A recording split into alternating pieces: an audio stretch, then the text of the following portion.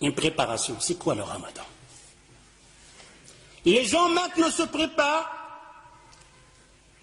et malheureusement ça va nous faire rire, car il y a des malheurs qui nous tombent sur la tête, on ne sait pas si on doit pleurer ou rire. Maintenant, il y a des gens qui sont prêts, ils ont mis de l'argent de côté. Pourquoi tu as mis de l'argent de côté? Tu pars en vacances? Non. Et pourquoi? Pour le ramadan. Allahu Akbar.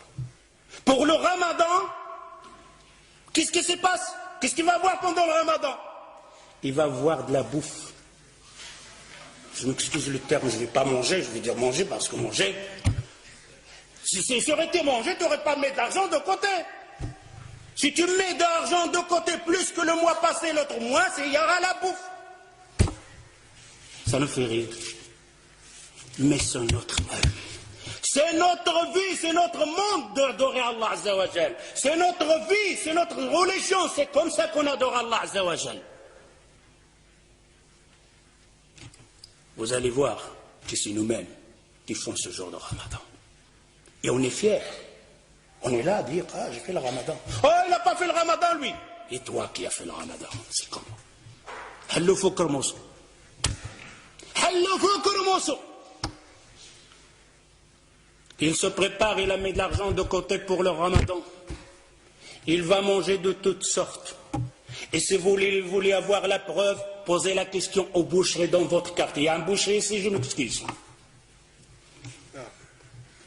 Oh, toi le boucher, quel mois que te fait la grande recette? Quel mois? Il vous le dira, le mois de Ramadan. Pourquoi? Qu'est-ce qu'il y a? Les juges, ils sont là. Les gens de la bouffe, ils sont là. Ils vont manger. Je vais vendre plus de vaches. Je dois besoin plus d'avions. C'est pour qui ça? Pour les gens de Ramadan, pour les jeunes qui vont jeûner. Demandez la question en même temps au boulanger. والخباز راك هنايا معايا فيقاش كتبيع الخبز بزاف فيقاش.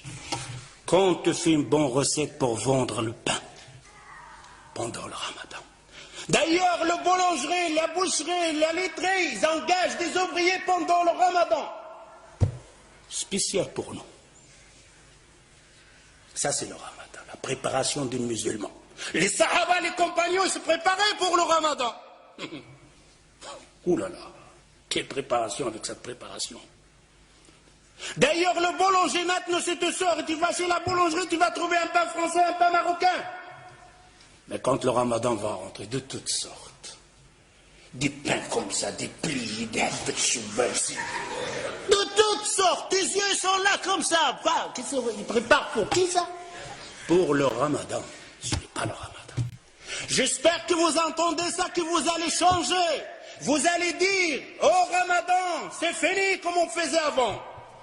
Le jour de Ramadan, le mois de Ramadan, c'est le mois de l'adoration, pas de la bouffe. Si tu consommais 1000 euros par mois, tu dois consommer 400. Si tu n'y arrives pas, et que le shaitan est là au-dessus sur toi, alors au moins reste 2000 euros. Ne fais pas plus.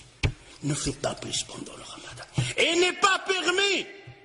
Ce n'est pas dans la sunna du prophète sallallahu alayhi wa sallam qu'on aura une dépense plus dans le Ramadan pour le manger. On va grossir pendant le Ramadan. On va manger plus pendant le Ramadan. Et c'est le contraire. Je dois maigrir pendant le Ramadan. Je vais dépenser moins de l'argent pendant le Ramadan. Ça, c'est le Ramadan. Mais je vais adorer plus Allah Azza wa Jal. Je vais apprendre plus de sourates. Je vais apprendre plus de hadiths. Ça, c'est la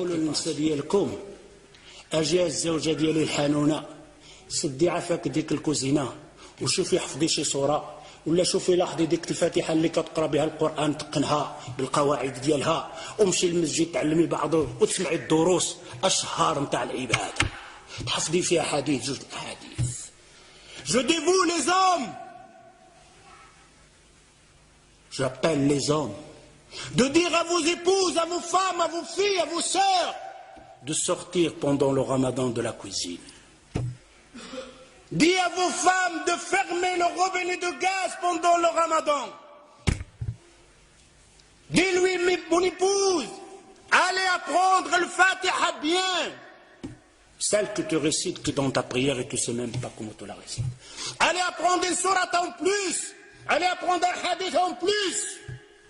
Et à Maghreb, tu nous fais une tasse de verre, de thé ou quelque chose comme ça pour passer la fin. Car il nous attend une autre adoration qu'on appelle At-Tarawih. Quel Tarawih.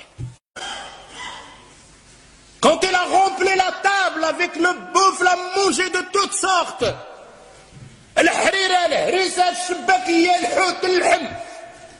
Et après, il va faire le tarawih. Quel tarawih tu vas faire? Quand il fait le recours, il reste comme ça, coincé.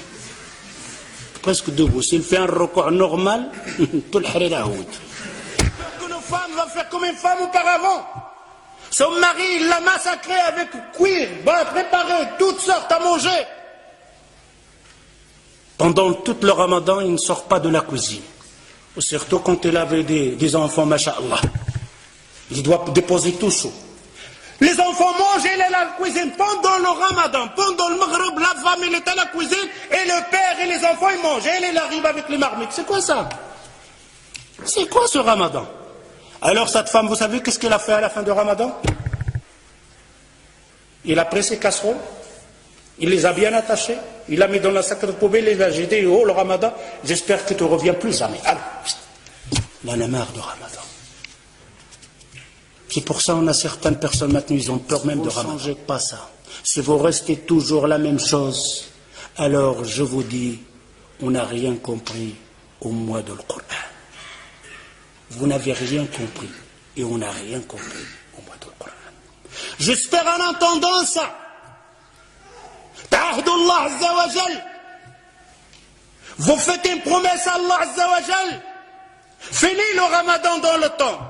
Finis le ramadan de la bouffe. Finis le ramadan de la dépense. Finis le ramadan de remplir la boulangerie et la boucherie. Laissez-les avec leur viande et leur manger.